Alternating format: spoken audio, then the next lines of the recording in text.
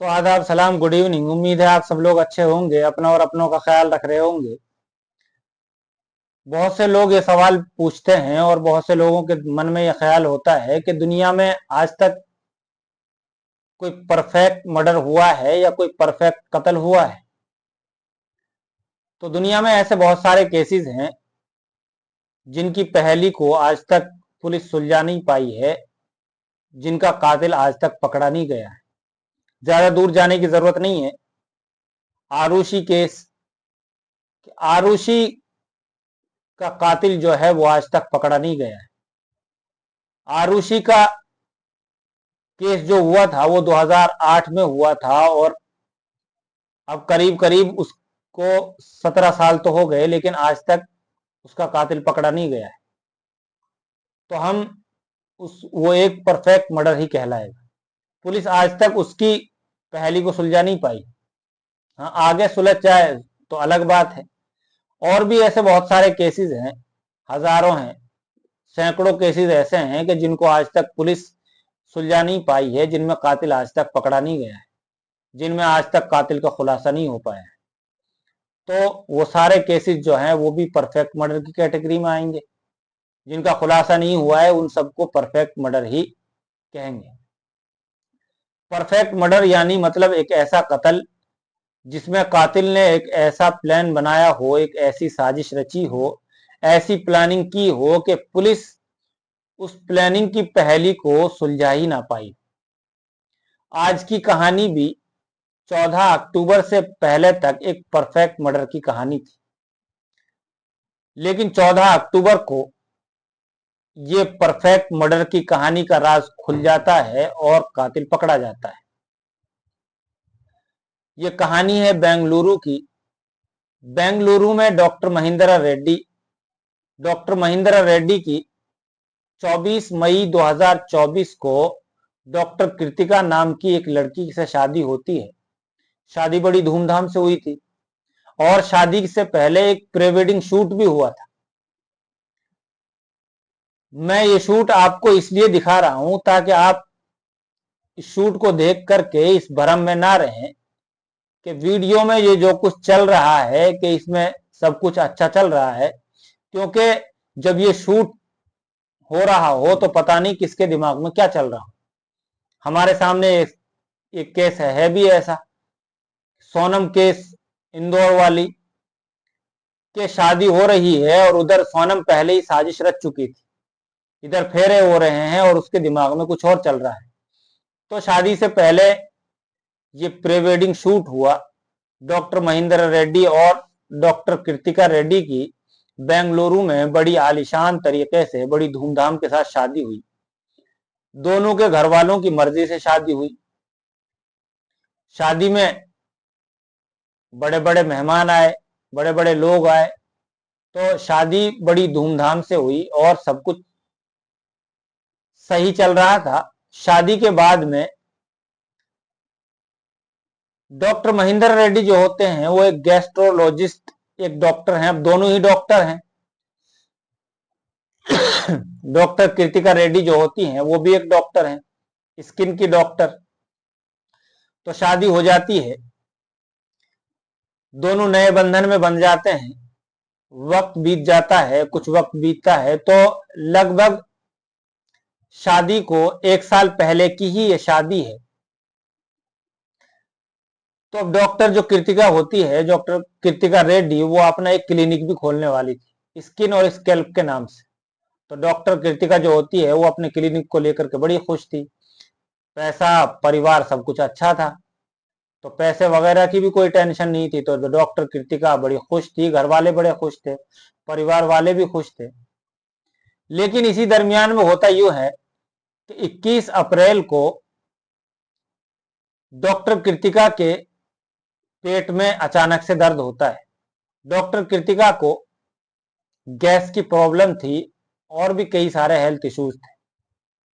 तो डॉक्टर कृतिका को गैस के जो दर्द है वो उठता है और वो डॉक्टर महिंद्रा रेड्डी को फोन करती है और कहती है कि मेरे पेट में दर्द हो रहा है और मुझे पता है कि ये गैस का दर्द है। अब चूंकि डॉक्टर महिंद्रा रेड्डी जो होते हैं वो इसी चीज के डॉक्टर थे, गैस्ट्रोलॉजिस्ट सर्जन थे, बेंगलुरु के एक नामी अस्पताल में वो सर्जन थे। तो डॉक्टर कृतिका जो रेड्डी जो होती है, उसने सोचा कि जब घर में ही डॉक्टर है तो बाहर दिखाने की क्या जरूरत है। तो डॉक्टर महेंद्र रेड्डी डॉक्टर कृतिका रेड्डी से कहते हैं, अपनी बीवी से, अपनी वाइफ से, कि मैं तुम्हें एक इंजेक्शन दे रहा हूं कि इसको लगा लेना और दर्द खत्म हो जाए।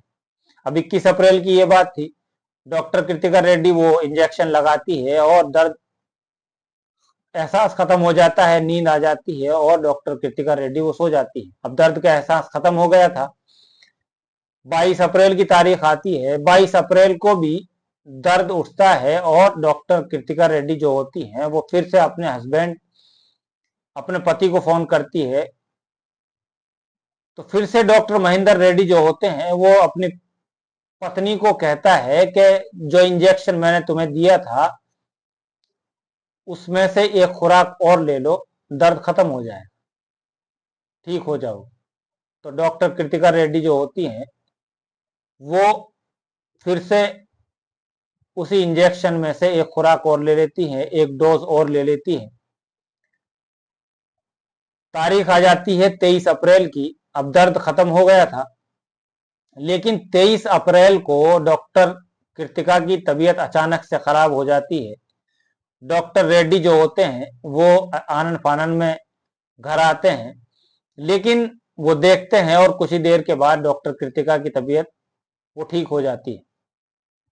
अब 23 अप्रैल का दिन खत्म होता है, रात होती है, दोनों सोते हैं।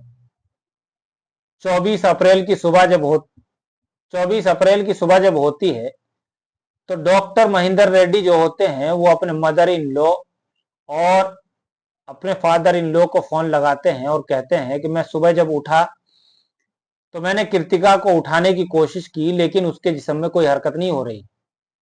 ऐसा लगता है जैसे वो बेहोशी के आलम में है। अब वो कहता है कि आप जल्दी से जल्दी आ जाइए। डॉक्टर कृतिका रेड्डी के जो घर वाले होते हैं, माँ बाप होते हैं, माता पिता आनन फानन में वहां से आते हैं और डॉक्टर कृतिका को आनन फानन में हॉस्पिटल लेके जाया जाता है।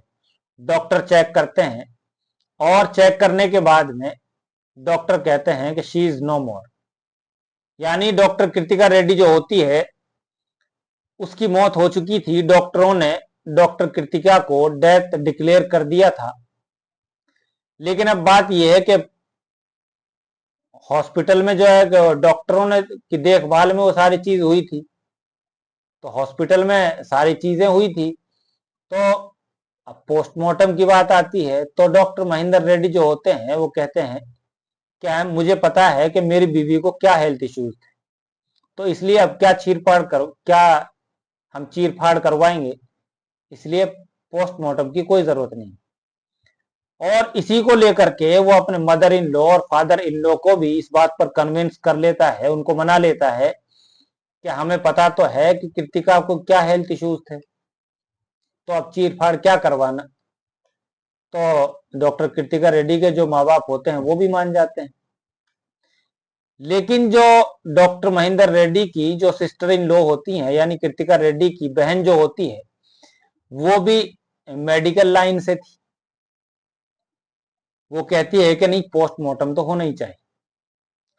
अब महेंद्र रेड्डी जो होता है उसके ना चाहते हुए भी पोस्टमार्टम होता है। लेकिन एक अजीब बात यह सामने आई कि जब डॉक्टर कृतिका रेड्डी की बॉडी को पोस्टमार्टम हाउस में ले जाया जा रहा था तो डॉक्टर महेंद्र रेड्डी जो होते हैं वो बार बार पोस्टमार्टम हाउस में घुस जाते। अब डॉक्टरों को ये बात बड़ी अजीब लगी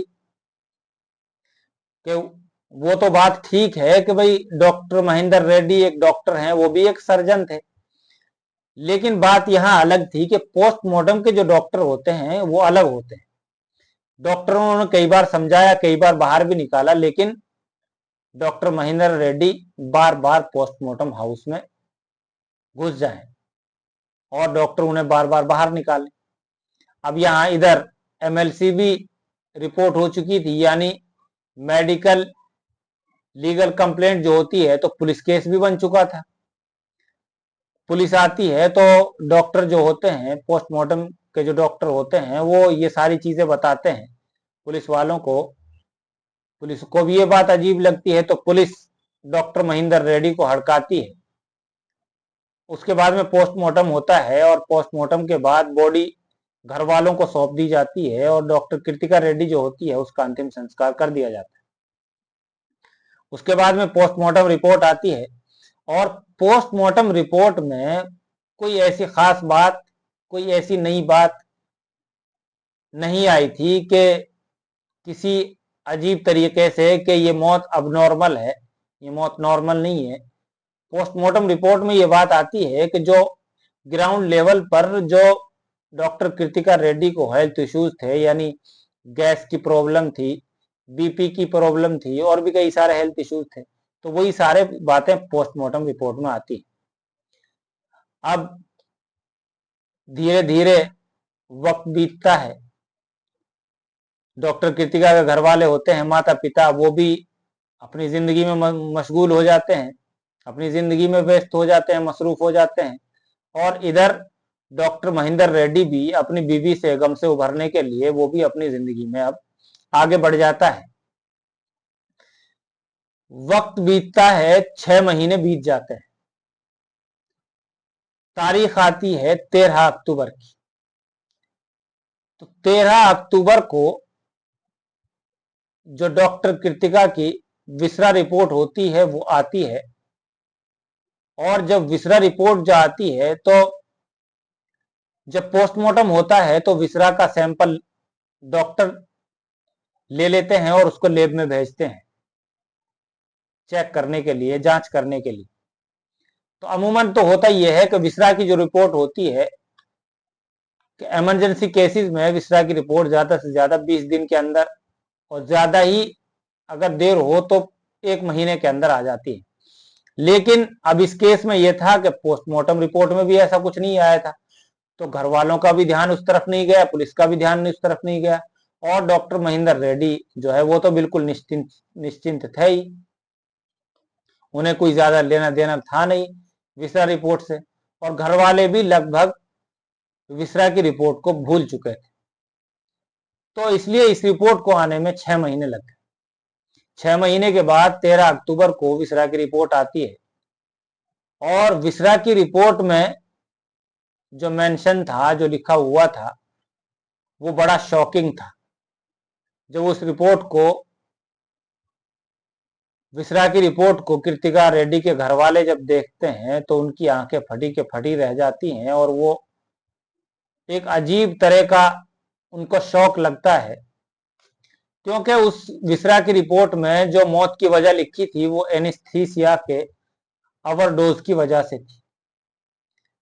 एनेस्थीसिया का उन्हें, डॉक्टर कृतिका को ओवरडोज दिया गया था।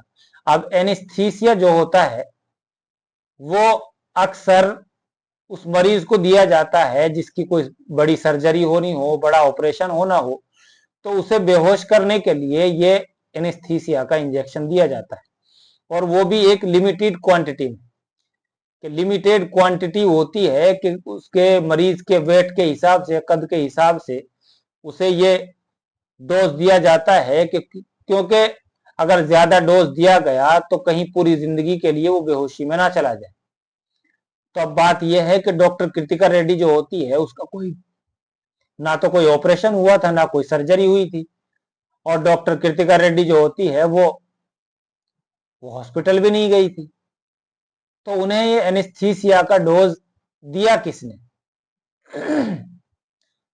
तो अब डॉक्टर कृतिका रेड्डी की जो बहन होती है और उसके पिता पुलिस स्टेशन जाते हैं, वहां पर जाकर के ये रिपोर्ट दिखाते हैं, पुलिस में मर्डर की कंप्लेंट लिखवाते हैं। पुलिस मर्डर की कंप्लेंट लिखती है, और जो डॉक्टर कृतिका रेड्डी की बहन होती है, उसके पिता होते हैं, वो डॉक्टर महेंद्र रेड्डी पर वो अपना शक जताते हैं। पुलिस इसी आधार पर डॉक्टर महेंद्र रेड्डी को उठाती है और डॉक्टर महेंद्र रेड्डी से पूछताछ करती है। पहले तो डॉक्टर महेंद्र रेड्डी इधर उधर की बातें करता है, लेकिन जब सख्ती से पूछताछ करती है पुलिस, तो डॉक्टर महेंद्र रेड्डी बताता है कि उन्हें कि पहले तो सब कुछ ठीक था, लेकिन जैसे जैसे वक्त बीता और वक्त बीतने के साथ साथ उन्हें ये बात पता चली कि डॉक्टर महेंद्र रेड्डी जो है, डॉक्टर कृतिका रेड्डी जो है, उनकी वाइफ, उन्हें कई सारे हेल्थ इश्यूज हैं। गैस की प्रॉब्लम, बीपी की प्रॉब्लम और भी कई सारे हेल्थ इश्यूज हैं। तो उन्हें ये बात अच्छी नहीं लगी और उन्हें गुस्सा आया कि वो एक बीमार आदमी के साथ कैसे रह सकते हैं। और डॉक्टर कृतिका रेड्डी जो है, उसके घर वालों ने इसके बारे में मुझे पहले कुछ नहीं बताया कि कृतिका को ये सारी चीजें, ये सारे हेल्थ इश्यूज हैं। तो मैं इस बात को लेकर के बड़ा गुस्सा था और मुझे कृतिका के साथ में किसी हाल में नहीं रहना था। तो ना रहने के लिए तो और भी ऑप्शन थे कि डॉक्टर महेंद्र रेड्डी उससे डिवोर्स ले लेते, लेकिन डॉक्टर महेंद्र रेड्डी ने डिवोर्स के रास्ते को ना चुन करके एक क्राइम के रास्ते को चुना। और फिर उसके बाद में वो वेब सीरीज और क्राइम स्टोरीज देखने लगता है और फिर वहीं से वो प्लानिंग शुरू करता है कि उसे मर्डर भी करना है और मर्डर भी ऐसा करना है कि किसी को कोई शक भी ना हो और मर्डर भी हो जाए। इसी दरमियान में डॉक्टर कृतिका रेड्डी को अचानक पेट में दर्द हुआ और यहीं से उसे लगा कि इससे अच्छा मौका उसे नहीं मिले। तो उसने प्लानिंग जो कर रखी थी, उसके बाद में वो अपने प्लानिंग को अंजाम देता है। डॉक्टर कृतिका रेड्डी को वो एनेस्थीसिया का ओवरडोज देता है कि दर्द का इंजेक्शन बता करके। और डॉक्टर कृतिका रेड्डी भी, क्योंकि डॉक्टर महेंद्र रेड्डी उसके पति थे, हस्बैंड थे, तो उन्हें भरोसा था उनके ऊपर। भरोसे का जो सिला डॉक्टर कृतिका रेड्डी को मिला, वो अपनी जान देकर के डॉक्टर कृतिका रेड्डी को चुकाना पड़ा। और डॉक्टर महेंद्र रेड्डी ने सिर्फ इस वजह से अपनी बीवी का कत्ल कर दिया कि उसे कई सारे हेल्थ इश्यूज थे, उसे पहले नहीं बताई गई ये सारी बात। आज की इस अफसोसनाक कहानी में इतना ही। फिर मिलते हैं किसी नई कहानी के साथ। तब तक अपना और अपनों का ख्याल रखिए। बहुत बहुत शुक्रिया। Thank you. धन्यवाद।